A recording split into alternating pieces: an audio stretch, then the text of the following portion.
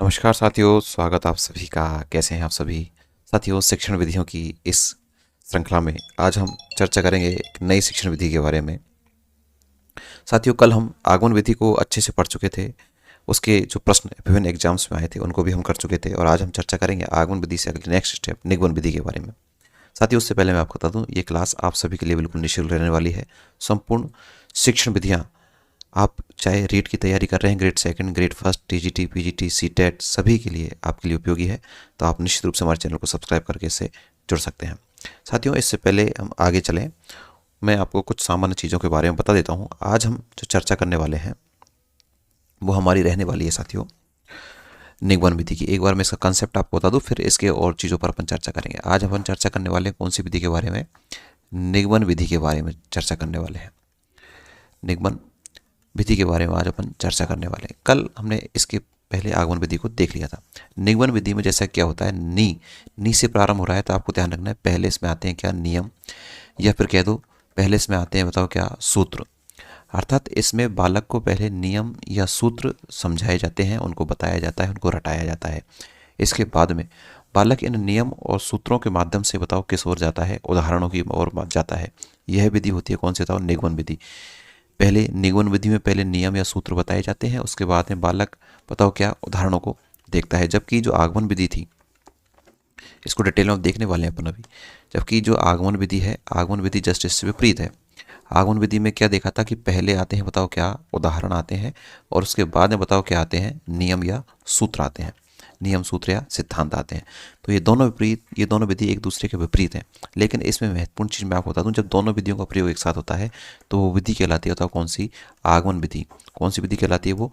आगमन विधि। और ये जो आगमन विधि है, ये कौन सी विधा की? व्याकरण शिक्षण की। कौन सी शिक्षण की साथियों? व्याकरण शिक्षण की जो सर्वश्रेष्ठ विधि होती है। कई बार ये प्रश्न एग्जाम में पूछा गया है। तो आगमन विधि की चर्चा हम कल कर चुके हैं और आज हम चर्चा करेंगे, बताओ कौन सी विधि की? निगमन विधि की। साथियों, जुड़े रहिए आप हमारे साथ। देखिए साथियों, आज हम चर्चा कर लेते हैं कौन सी विधि के बारे में? निगमन विधि के बारे में अपन चर्चा करेंगे।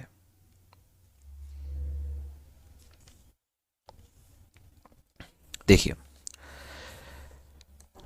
निगमन विधि क्या है, किस तरह से ये कार्य करती है, कौन कौन से इसमें शिक्षण सूत्र होते हैं, कहाँ से इसमें एग्जाम में प्रश्न पूछे जाते रहे हैं, कौन कौन से गुण हैं, कौन कौन से दोष हैं, महत्वपूर्ण चीज़ें आपको क्या याद रखनी है। सबसे पहले तो वो चीज़ मैं आपको इसका कंसेप्ट तो बता ही चुका। देख लीजिए, इसमें कौन सी विधि के बारे में बात कर रहे हैं अपन? निगमन विधि के बारे में। इसमें सबसे पहले नियम या सूत्र बच्चों को पहले बता दिए जाते हैं, यानी कि सीधी सी बात है। नी से आपको ध्यान रखना है, इसमें पहले क्या बताए जाते हैं? नियम बताए जाते हैं, जबकि उदाहरण बताए जाते हैं किसमें? पहले आगमन विधि में।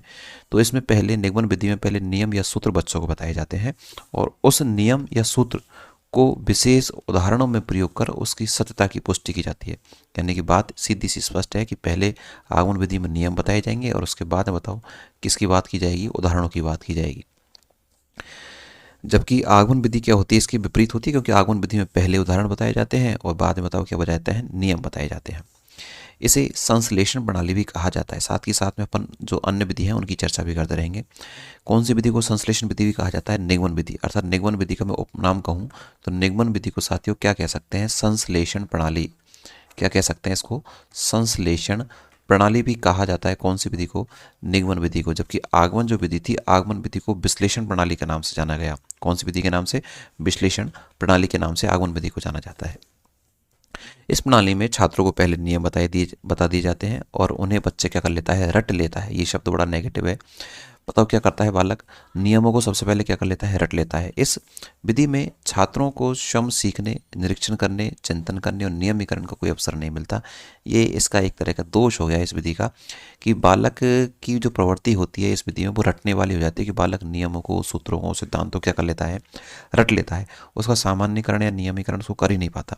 इसलिए इसमें कहा गया है कि इस विधि में छात्रों को स्वयं सीखने का कोई अवसर नहीं मिलता, निरीक्षण करने का कोई ऑप्शंस नहीं मिलता, चिंतन बालक करता ही नहीं है, और बालक बताओ नियमीकरण भी इसमें नहीं कर सकता, सामान्यकरण नहीं कर सकता।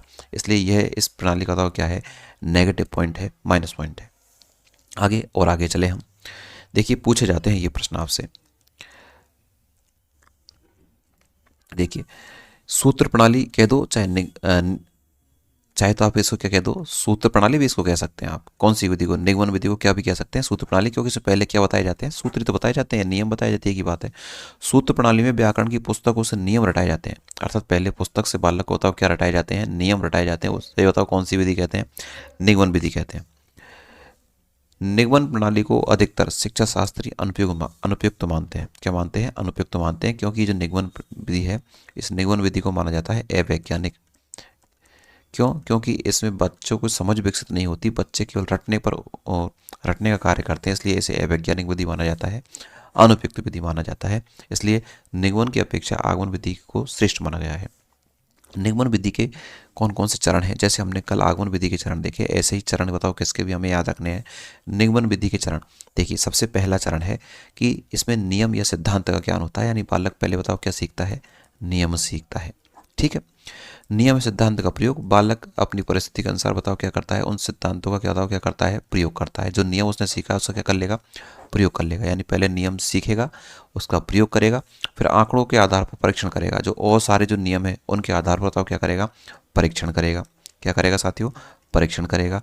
और अंत में बताओ क्या होगा, उसका सत्यापन, एक तरह से उसका मूल्यांकन होगा कि वास्तव में जो नियम जो सीखे उसके आधार पर जो है कार्य उसने सही किया है या नहीं किया है। तो पहला स्टेप कौन सा हो गया, नियम, दूसरा हो गया प्रयोग, तीसरा हो गया परीक्षण, और चौथा था कौन सा हो गया, सत्यापन। तो ये स्टेप आपको रखने हैं याद, वेरी इंपॉर्टेंट है। पहला होगा नियम, दूसरा प्रयोग, तीसरा परीक्षण और चौथा सत्यापन। इसको क्रम में जमाया जाता है एग्जाम में, आपको ध्यान रखना है। तो निगमन विधि के चरण भी आपको अच्छे से याद रखने हैं। साथियों क्लास अच्छी लग रही है तो क्लास को लाइक, अपने मित्रों को शेयर करते रहें। देखिए आगे हम बात करें, आगमन विधि है, आगमन विधि के शिक्षण सूत्र, यानी कि ये बड़ा महत्वपूर्ण प्रश्न है। यहाँ से आगमन विधि से प्रश्न आता है, इसको आप निगमन कर लें। इसको क्या कर लेंगे अपन, निगमन विधि करेंगे इस जगह क्या कर लेंगे अपन, निगमन विधि के शिक्षण सूत्र। कल हमने आगमन के देखे थे और आज हम किसकी चर्चा करें, निगमन विधि की अपन चर्चा कर रहे हैं। तो निगमन विधि कौन कौन से शिक्षण सूत्रों पर आधारित होती है उस पर चर्चा कर रहे हैं। तो देखिए सबसे पहले बात करें कि यह विधि कैसे शिक्षण सूत्र पर आधारित है, नियम से उदाहरण की ओर की। पहले इसमें नियम सिखाए जाते हैं और उसके बाद में बताओ क्या सिखाए जाते हैं बालकों को, उदाहरण। यानी पहले बालक नियम को रटता है, नियमों के आधार पर उदाहरणों का जो है संश्लेषण करता है। अज्ञात, बालकों के लिए नियम क्या होते हैं बताओ, अज्ञात होते हैं, इसलिए बताओ कैसे चलती है, अज्ञात से ज्ञात की ओर। जो कि आप सभी को पता है कि इस तरह का शिक्षण सूत्र अगर है तो वो नेगेटिव होता है, इसलिए शिक्षण ये जो प्रणाली है वो जो है मनोवैज्ञानिक नहीं मानी जाती। नियम से उदाहरण की ओर शिक्षण सूत्र पर आधारित है, अज्ञात से ज्ञात शिक्षण सूत्र पर यह आधारित है, सामान्य से विशिष्ट। कल हमने देखी थी कौन सी विधि बताओ, आगमन विधि। और आगमन विधि जो आधारित होती है वो किस पर आधारित होती है आपको पता है, वो होती है विशिष्ट से सामान्य की ओर। ये प्रश्न कई बार एग्जाम पूछा गया। आगमन विधि होती है तो कैसे, विशिष्ट से सामान्य की ओर। जबकि ये जो निगमन विधि है, कौन सी विधि, निगमन विधि, ये जो निगमन विधि है जस्ट इससे विपरीत है। ये बताओ कैसे होती है, सामान्य से विशिष्ट होती है। सामान्य से कैसी होती है बताओ, विशिष्ट होती है। आपको ध्यान रखना है, दोनों विपरीत है एक दूसरे के। तो निगमन विधि कैसी होती है तो सामान्य से विशिष्ट की ओर, क्योंकि नियमों को माना जाता है सामान्य, उदाहरणों को माना जाता है विशिष्ट, इसलिए इसे क्या कहा गया, सामान्य से विशिष्ट की ओर। यह प्रमाण से प्रत्यक्ष, यानी प्रमाण यानी सूत्र पहले दे दिए जाते हैं, नियम पहले बता दिए जाते हैं और उसके बाद में उन नियमों से क्या बनाए जाते हैं, उदाहरण बनाए जाते हैं। तो प्रमाण से प्रत्यक्ष की ओर ये विधि चलती है। सूक्ष्म से स्थूल, नियमों को सूक्ष्म माना जाता है और उदाहरणों को स्थूल माना जाता है, इसलिए सूक्ष्म से स्थूल की ओर चलता है। मतलब सारे शिक्षण सूत्र लगभग उल्टे ही हैं केवल इसको छोड़कर। तो इस विधि को इसलिए बताओ क्या माना जाता है, निगमन विधि को अमनोवैज्ञानिक माना जाता है। क्या माना जाता है इसको, इस विधि को माना जाता है अमनोवैज्ञानिक विधि कहा जाता है, ध्यान रखना। जबकि आगमन विधि होती है वो मनोवैज्ञानिक विधि होती है। आगे और हम चर्चा करें, मैं आपको प्रयास मैंने ये किया है कि आपका कुछ भी नहीं छूटे, जिस विधि को हम पढ़ रहे हैं उसका सारा कुछ हम पढ़ लें जो एग्जाम पूछा गया।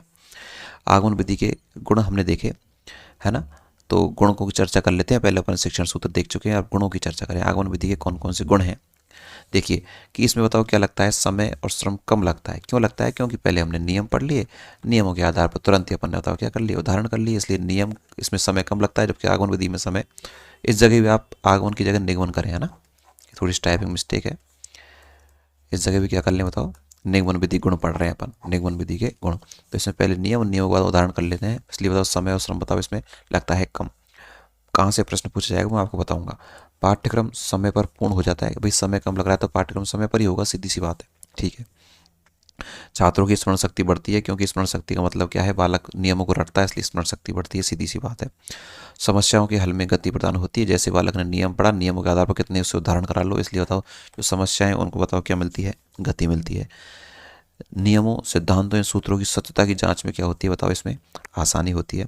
कार्य तंत्र सरल एवं सुविधाजनक हो जाता है। सीधी सी बात है, हम भी इस तरह से पढ़ते आए हैं कि हमारे गुरुजी ने पहले हमको नियम ही बताए थे संधि के, और उसके बाद बताओ क्या लिखाए थे, उदाहरण लिखाए थे। तो हम भी नियमन विधि से पढ़े हैं, हालांकि गलत है, क्योंकि अपन छोटी क्लासों में इस चीज़ को पढ़ रहे हैं तो गलत है, क्योंकि इसका उपयोग तो बड़ी क्लास में होना चाहिए, छोटी क्लास में तो आगमन विधि से पढ़ना चाहिए। तो कार्य तंत्र सरल एवं कैसे हो जाता है, इसमें सुविधाजनक हो जाता है। देखिए इसका जो प्रश्न है वो यहाँ से पूछा जाएगा, मैं आपसे बता देता हूँ। देखो आगमन विधि के दोष, आगमन विधि की जगह यहाँ पर भी अपन क्या करेंगे, सारी जगह निगमन कर लेंगे, है ना। निगमन विधि, मानसिक शक्ति का विकास नहीं, रटने की आदत पड़ जाती है। भाई ये इसका दोष है कि उसमें बताओ बालक क्या करने लग जाता है, रटने लग जाता है। रटने की प्रवृत्ति को बताओ कैसा माना जाता है, गलत माना जाता है, नकारात्मक माना जाता है। छात्र में आत्मविश्वास एवं आत्मनिर्भरता उत्पन्न नहीं होती। ध्यान रखना है, छात्र बताओ क्या नहीं होता, आत्मविश्वास और आत्मनिर्भरता उत्पन्न नहीं होती। क्यों? क्योंकि बालक नियम से उदाहरण बनाता है तो बालक क्या करता है, रटता है। रटने पर बालक में आत्मविश्वास जागृत नहीं होता। जब तक कंसेप्ट को नहीं समझता तब तक बालक में आत्मविश्वास नहीं आता। इसलिए बताओ बालक में आत्मविश्वास और आत्मनिर्भरता की कमी रहती है इस विधि से पढ़ने पर। सबसे महत्वपूर्ण, इसको इंपॉर्टेंट करके लिखना, ये एग्जाम में पूछा जाता है, वेरी इंपॉर्टेंट है, ध्यान रखना कि यह छोटी कक्षाओं के लिए उपयुक्त नहीं है। तो सीधी सी बात है, छोटी कक्षाओं के लिए उपयुक्त नहीं है, तो बताओ किसके लिए उपयुक्त है, ये बड़ी कक्षाओं के लिए। किसके लिए? बड़ी कक्षाओं के लिए। छोटी कक्षाओं के लिए जो उपयुक्त विधि है, विधि बताओ कौन सी विधि है, आगमन विधि है। कौन सी विधि है साथियों? आगमन विधि। तो ध्यान रखना है, ये कौन सी कक्षाओं के लिए उपयोगी नहीं है, छोटी कक्षाओं के लिए उपयुक्त नहीं है। ये सबसे बड़ा दोष है और ये एग्जाम में इसका पूछा जाता है।